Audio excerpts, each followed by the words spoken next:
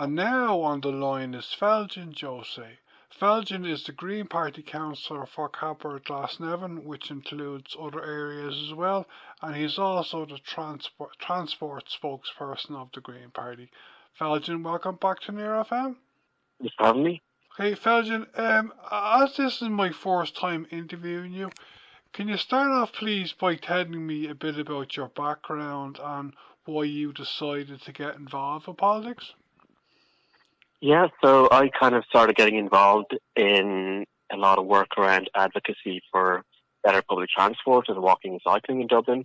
So things like Metrolink and Dart Plus and like extending more Lewis lines and bus connects and more greenways and stuff like that. And the more I did that, eventually ended up running for election and getting elected in the Glasnevin Fibs, the Cabra-Glasnevin area. Okay, and leading us up to talk about the main reason we're doing this interview, Feljin, can you tell me how life is going for you as a councillor since you were elected last year?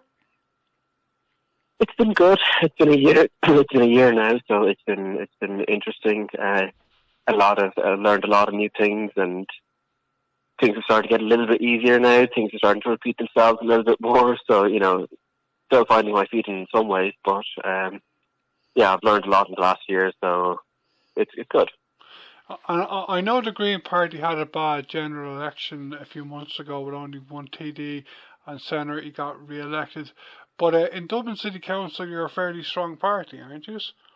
Yeah, we have 8 seats, and last time we had 10, so we didn't have a bad local election in Dublin City anyway. So we're still one of the biggest parties in Dublin City Council, and we're working away. We have one councillor across most of the areas.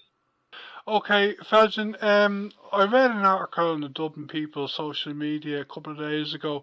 You were saying that confidence in the Gardaí amongst immigrant communities in Ireland is, quote, on the floor. I understand that you yourself are originally from an Indian background. Can you tell me more about, like I know this issue has got a lot of coverage in the media in the last few weeks. I watched the primetime debate about it. Has the situation moved on, or is it still the same? I'm just wondering, kind of as well, has the media attention helped the situation as well? What do you think, Feljin? It's definitely shined a spotlight on the issue. Like you said, there's been a lot of coverage on this in the last month, but that it's not a new issue. It's not something that happened just recently. It's been going on for years. There's been an increase in kind of hatred and violence towards migrants in the last couple of years that we didn't see maybe 4, 5, 6 years ago. And there's been an increase in just general antisocial behaviour and just low-level violence and assaults in the last 4 or 5 years, especially after and during COVID. And that has manifested itself in a lot of assaults against migrants. And, combined with people online that have been stoking fear and hatred over many, many years, who are now effectively using teenagers to do their bidding and go out and attack people. I think as well that, I don't know about you, but I think it's kind of like the people who are involved in, like, the racists, the far right who are doing these, have this racism. I kind of think it's an anti-establishment thing in general. Like, they're not just angry against people from immigrant backgrounds, they're angry against nearly everything, like the government, all the political parties, the establishment in general. What do you think, Feljin? Yeah, look, they've been lashing out against everything and everyone, migrants, people from LGBTQ backgrounds, people, like, they've been lashing out against everyone, and it's gotten to a stage where it is just pure violence now. It's crazy. I never thought I'd see the day when it was the issue was as significant as it is now. Okay, Feljin, I interviewed, I think, as you know, Supriya Singh a few days ago talking about the same issue. We could talk about it for ages, but we move on because we haven't got all day. But I know you're the transport spokesperson for the Green Party, and I saw a couple of reports recently that you are a big supporter of the Metro coming in. And Michael O'Leary had strong words to say about this a few weeks ago, saying that he predicts it'll cost over €20 billion to build it, which is a huge amount of money. But you and your party are big supporters of the Metro, aren't you, Feljin? Absolutely. I went into and bought Clonala for a planning application 3 years ago now, and we expect it to be approved in the coming weeks. So we need everyone to kind of get behind this and actually get this over the line and start construction in the next 2 years or so. Like, Dublin needs this. It's not just about the airport. It's not just about Michael O'Leary. It's about like Swords and Ballymun and Santry and Glasnevin and Phibsborough City Centre, DCU, the Mater Hospital. All these areas is going to connect, and it's going to open up so much land around Swords, around Santry, for new housing, and enable more and more housing units to be built there that we desperately need. Like, it's not just about building houses, you actually have to provide the infrastructure. And a lot of these lands have been left vacant on the assumption that Metrolink is going to connect them and enable those houses to be built. So we desperately need this. I think we're almost at the end of the planning process now. So they're going to go out to kind of try and get contractors to wait for it and start building in the next couple of years. But they're going to start trying to get contractors in the next month or so. So exciting times for the Metro, I think.